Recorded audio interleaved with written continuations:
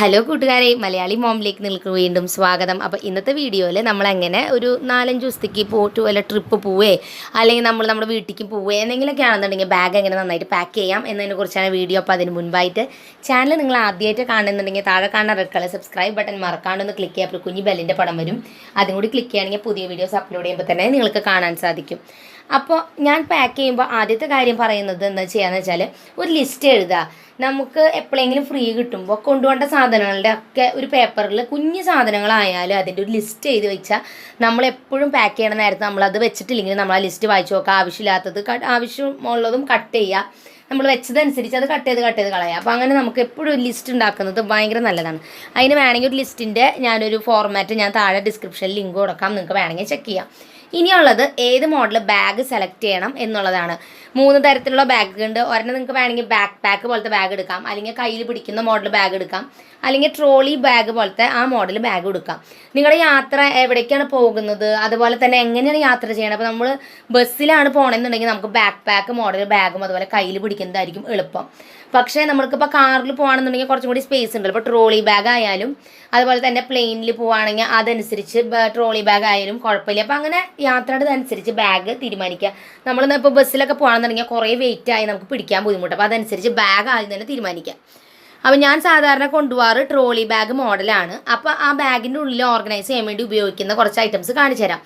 ഈ സംഭവത്തിന് പറയുന്നത് പാക്കിംഗ് ക്യൂബ് എന്നാണ് ഇതിന് പറയുക. ആമസോണിൽ മേടിക്കാൻ കിട്ടുന്നുണ്ട് ഈ പാക്കിംഗ് ക്യൂബ് എന്ന് പറഞ്ഞാൽ. തുണിയുടെ മോഡൽ കുറച്ച് ബാഗുകളാണ്, അത്യാവശ്യം വീതിയുണ്ട്. 6 സെറ്റ് എനിക്ക് കിട്ടിയത്. അതിൽ പല അളവുകളാണ്. 2 എണ്ണം കുറച്ച് വലുതാണ്, അത്യാവശ്യം വലുപ്പമുണ്ട്. ഒരെണ്ണം നന്നായിട്ട് വലുപ്പമുണ്ട്. പിന്നത്തെ അതിൻ്റെ അടുത്ത സൈസ് 2 എണ്ണം അതേപോലെ തന്നെ ഒരു ചെറിയ സൈസ്, പിന്നെ ഏറ്റവും ചെറിയ സൈസും ഉണ്ട്. അപ്പോൾ നമ്മുടെ ഡ്രസ്സുകൾ ഇതിൽ നന്നായിട്ട് ഒതുക്കി വെച്ച് കഴിഞ്ഞാൽ ഓരോരുത്തർ ഡ്രസ്സ് തരം തിരിച്ച് വേണമെങ്കിൽ വെക്കാം. അപ്പോൾ ഞാൻ എന്താ ചെയ്യണമെന്ന് വെച്ചാൽ ട്രോളി ബാഗ് പോലത്തെ ബാഗിൽ എൻ്റെയും മക്കളുടെയും ഡ്രസ്സും ഇനി ഹസ്ബൻഡിൻ്റെ വേറൊരു ഹാൻഡ് ബാഗ് പോലത്തെ ബാഗിലാണ് ഡ്രസ്സുകളൊക്കെ വെക്കുന്നത്. പിന്നെ എനിക്ക് പറയാനുള്ളത്, ഇനിയിപ്പോൾ നിങ്ങൾക്ക് അങ്ങനത്തെ പാക്കിംഗ് ക്യൂബ് ഒന്നും ഇല്ല എന്നുണ്ടെങ്കിലും സാധാരണ പ്ലാസ്റ്റിക് കവർ ഉണ്ടെങ്കിൽ അതിലായാലും ഒതുക്കി വെച്ചാൽ മതി, ഒരു കുഴപ്പമില്ല. നിങ്ങൾക്ക് അങ്ങനെയും ചെയ്യാം. പിന്നെ നമ്മൾ ഇപ്പോൾ ഫയൽ സെക്ഷനിൽ പോകുകയാണെന്നുണ്ടെങ്കിൽ സ്റ്റേഷനറി ഷോപ്പിലൊക്കെ പോകുകയാണെന്നുണ്ടെങ്കിൽ ഇതുപോലത്തെ ഫയലുകൾ കിട്ടും. ഇത്തിരി കട്ടിയുള്ള മോഡൽ ഒരു 30 രൂപ റേഞ്ചൊക്കെ വരും, പല അളവിൽ കിട്ടുന്നുണ്ട്.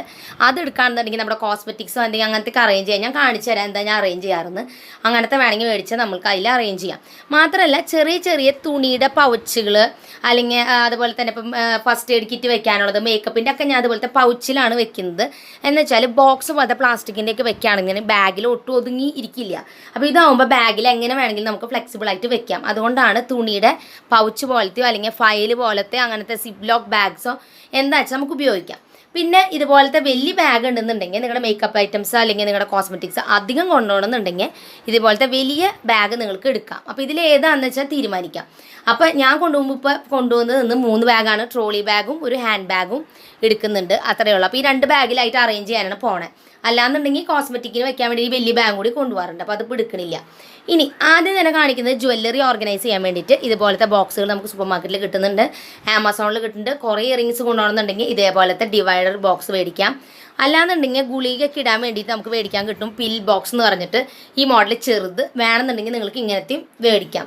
ഇനി ഇതൊന്നും മേടിക്കേണ്ടെന്നുണ്ടെങ്കിൽ നിങ്ങൾക്ക് ആകെ എളുപ്പത്തിൽ ചെയ്യാൻ പറ്റുന്നത് ഒരു പീസ് കാർഡ്ബോർഡ് മുറിച്ചെടുത്തിട്ട് നമ്മുടെ കമ്മലും അതിൻ്റെ പിരിയും കൂടി കറക്റ്റ് ചെയ്തിട്ട് അതും ഇട്ട് വയ്ക്കാം.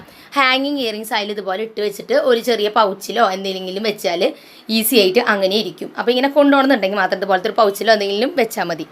അപ്പോൾ ഇതാണ് ഇയറിങ്സ് ഓർഗനൈസ് ചെയ്യാൻ ഞാൻ ചെയ്യുന്ന ചെറിയൊരു കാര്യം. രണ്ടാമത്തതായിട്ട് ഇനി നിങ്ങൾക്ക് വളകൾ കൊണ്ടുപോകാനായാലും ഇതുപോലെ തന്നെ പൗച്ചുകളിൽ വള ഇട്ട് വെക്കാം. അത് വല്ല ചരടിട്ട് കെട്ടി വെച്ചിട്ട് വളകൾ അതിലിട്ട് വെക്കാം. മാത്രമല്ല നമ്മൾ ജ്വല്ലറി ഒക്കെ മേടിക്കുമ്പോൾ നമുക്ക് കിട്ടുന്ന ചെറിയ ഇതുപോലത്തെ പൗച്ചുകൾ എടുത്ത് വെക്കാമെന്നുണ്ടെങ്കിൽ ജ്വല്ലറി ഓർഗനൈസ് ഉപയോഗിക്കാം.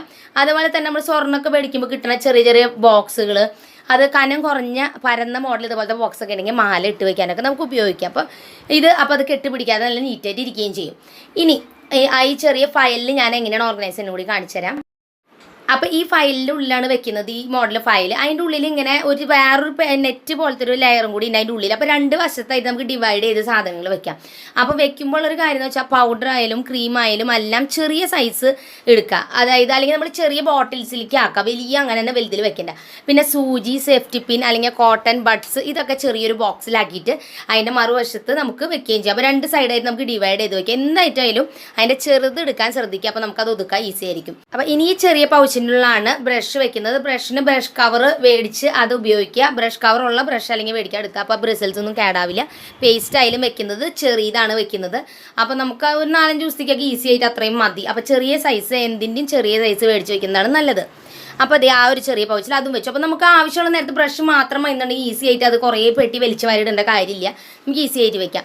ഇനി ഇതുപോലത്തെ ഒരു വലിയ പൗച്ച് ഉണ്ടെന്നുണ്ടെങ്കിൽ ഞാൻ ഈ ജ്വല്ലറിയൊക്കെ ചെറിയ ചെറിയ കമ്മലൊക്കെ ഉണ്ടല്ലോ അതൊക്കെ കൂടി ഈ ചെറിയ ഞാൻ നേരത്തെ കാണിച്ച ഓർഗനൈസർ വെച്ചിട്ട് ഈ റെഡ് ബാഗിൽ വെക്കുകയാണ്. പിന്നെ എൻ്റെ മേക്കപ്പ് ഐറ്റംസ് അതായത് ചെറിയ ലിപ്സ്റ്റിക് ആയാലും ഐലൈനർ അതൊക്കെ ഈ ഒരു കുഞ്ഞ് പൗച്ചിലാക്കിയിട്ട് അതും കൂടി അതിൻ്റെ ഉള്ളിൽ വെക്കുകയാണ്.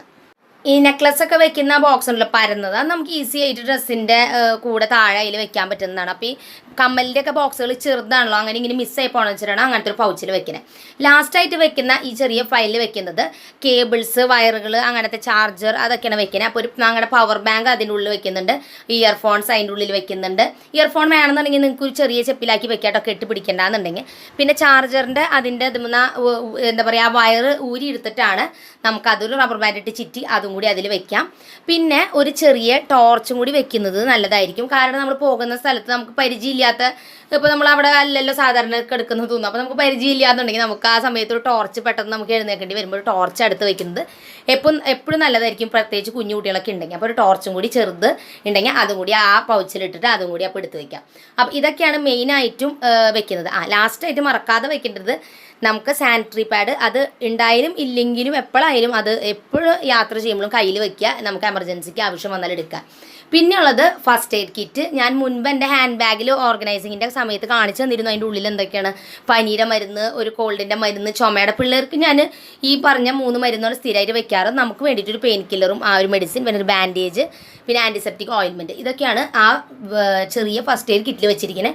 അതുപോലെ തന്നെ ഒരു ഉറ വെച്ചിട്ടുണ്ട്. അത് പഴയ നമ്മൾ ഉപയോഗിച്ച് കഴിഞ്ഞാൽ തുണികളൊക്കെ ഇടാൻ വേണ്ടിയിട്ടൊരു കവർ വേറെ വെച്ചിട്ടുണ്ട്. അപ്പോൾ ഇതൊക്കെയാണ് മെയിനായിട്ടും അതിൽ ഓർഗനൈസ് ചെയ്ത് വെക്കുന്നത്. ഷൂസ് കൊണ്ടുപോകുന്നത് ഇപ്പോൾ ഞാനിതിലില്ല. പക്ഷേ ഷൂസ് കൊണ്ടുവന്നിട്ടുണ്ടെങ്കിൽ പഴയ വല്ല കവറിൽ കവർ ചെയ്തിട്ട് സ്ലിപ്പർ കയ്യിൽ വെക്കുന്നത് നല്ലതായിരിക്കും. ഞാൻ വീഡിയോയിൽ ആഡ് ചെയ്യാൻ മറന്നു. സ്ലിപ്പറും കൂടി വെക്കുന്നത് നല്ലതായിരിക്കും. അപ്പോൾ നമ്മൾ പുറത്തൊക്കെ പോകുമ്പോൾ അത് സ്ലിപ്പർ എപ്പോഴും വെക്കുന്നത് നല്ലതാണ്. ഇനി ബാഗിൽ എങ്ങനെയാണ് അതൊക്കെ ഓർഗനൈസ് ചെയ്തതെന്ന് കാണിച്ചിട്ട് ഇപ്പോൾ ഈ പാക്കിംഗ് ക്യൂബ് വെച്ചിട്ടുള്ളത് ആദ്യം കാണിച്ചു തരാം. ഇത് ഈസി ആയിട്ട് ഇത് സൈഡിലുള്ള ഈ എന്താ പറയുക എല്ലാ കമ്പാർട്ട്മെൻറ്റ്സും യൂസ് ചെയ്യുക. മാക്സിമം കള്ളികളുള്ള ബാഗാണെന്നുണ്ടെങ്കിൽ നമുക്ക് അതിൽ എവിടെ വേണമെങ്കിൽ സാധനങ്ങൾ നന്നായിട്ട് അറേഞ്ച് ചെയ്ത് വെക്കാം. അപ്പോൾ അതുപോലെ ഈ പൗച്ചസൊക്കെ ആദ്യം തന്നെ ഞാൻ ആ പാക്കിംഗ് ക്യൂബ്സ് വെച്ചിട്ട് അതിൻ്റെ ഇടയിലുള്ള ഗ്യാപ്പുകളിൽ മുഴുവൻ സാധനങ്ങൾ ഇങ്ങനെ ഫില്ല് ചെയ്ത് വെച്ചിരിക്കണം. അപ്പോൾ ഈ പൗച്ചസൊക്കെ ഇങ്ങനെ അപ്പോൾ നമുക്ക് ആവശ്യം വരുമ്പോൾ കണ്ടില്ല ഇതുപോലെ ഈസി ആയിട്ട് എന്ത് നമുക്ക് എടുക്കാം. ഓരോ പൗച്ച് തുറന്നാലും നമുക്ക് എന്ത് ഐറ്റം കിട്ടും. വെറുതെ ഇങ്ങനെ ബാഗിലിടുന്നതിൽ നല്ലത് എനിക്ക് തോന്നുന്നത് ഇതാണ്. നമ്മൾ ഒരു പ്രാവശ്യം ഇത്തിരി പൈസ കളഞ്ഞിട്ട് ഈ പൗച്ച് മേടിക്കുക അല്ലെങ്കിൽ ഉണ്ടാക്കി എന്തെങ്കിലും ചെയ്താലും സാരില്ല. പക്ഷെ പിന്നീട് നമുക്കത് കുറേ നാളത്തെ ഇപ്പം ഞാൻ കുറേ വർഷമായിട്ട് ഉപയോഗിക്കുന്നതാണ് ഇതൊക്കെ. അപ്പോൾ ഇതുപോലെ തന്നെ അറേഞ്ച് ചെയ്ത് ഇതിൽ തന്നെ വെക്കും. ഇതിൽ തന്നെ ഇതുപോലെ തന്നെ പുറത്തെടുത്ത് ഈസി ആയിട്ട് വെക്കുകയും ചെയ്യാം. ഇനി നിങ്ങൾക്ക് പാക്കിംഗ് ക്യൂബ്സ് ഒന്നും ഇല്ല അല്ലെങ്കിൽ നിങ്ങൾക്ക് കവറിലൊന്നും ഓർഗനൈസ് ചെയ്ത് വെക്കാൻ ഇഷ്ടമില്ല എന്നുണ്ടെങ്കിൽ ജസ്റ്റ് ഫോൾഡ് ചെയ്ത് ഇതുപോലെ ഞാൻ സാധാരണ ഇങ്ങനെ ചെരിച്ച് വെക്കാറ്. ഇതുപോലെ നിങ്ങൾക്ക് ഡ്രസ്സുകൾ സെറ്റായിട്ട് ഇപ്പോൾ ചുരിദാറിൻ്റെ ടോപ്പ്, പാൻസ്, ഷോള് എല്ലാം സെറ്റായിട്ട് കുട്ടികളുടെയും അതുപോലെ തന്നെ സെറ്റായിട്ട് വെക്കാം. ഇനി നിങ്ങൾ ഫംഗ്ഷന് പോകുന്ന ഡ്രസ്സ് ഇപ്പം ഇത്തിരി ഹെവി വർക്കുള്ള ഡ്രസ്സാണെന്നുണ്ടെങ്കിൽ അത് മാത്രം ഞാൻ ഈ പറഞ്ഞ പോലെ ഒരു സാരി ബാഗോ അല്ലെങ്കിൽ ഇങ്ങനത്തെ ഒരു ബാഗിൽ വെച്ച് അത് മാത്രം സെപ്പറേറ്റ് വെക്കുകയാണെന്നുണ്ടെങ്കിൽ അത് കേടാവാതെ ഇരിക്കുകയും ചെയ്യും. ബാക്കിയുള്ള ഐറ്റംസ് ഒക്കെ പറഞ്ഞ പോലെ തന്നെ ഇടയിൽ വെച്ചാൽ ഇനിയും ഈ ബാഗിൽ സ്ഥലമുണ്ട്. അപ്പോൾ ഞാൻ സ്ഥിരമായിട്ട് ഈ ട്രോളി ബാഗാണ് കൊണ്ടുപോകാറ്. അതുകൊണ്ടാണ് ഇതിൽ ഓർഗനൈസ് ചെയ്യുന്നത് കാണിച്ചു തരുന്നത്. നിങ്ങൾ വേറെ മോഡൽ ബാഗാണ് ഉപയോഗിക്കുന്നത് വെച്ചാൽ അതനുസരിച്ച് അതിൽ ഓർഗനൈസ് ചെയ്യുക. പാക്കിംഗ് ക്യൂബ് ഇല്ലാതെ തന്നെ ഈ ബാക്കിയുള്ള ഐറ്റംസ് പൗച്ചസിലാക്കി വെക്കുകയാണെന്നുണ്ടെങ്കിൽ കുറേ ഐറ്റംസൊക്കെ നമുക്ക് മിസ്സാവാതെ കിട്ടുകയും ചെയ്യും.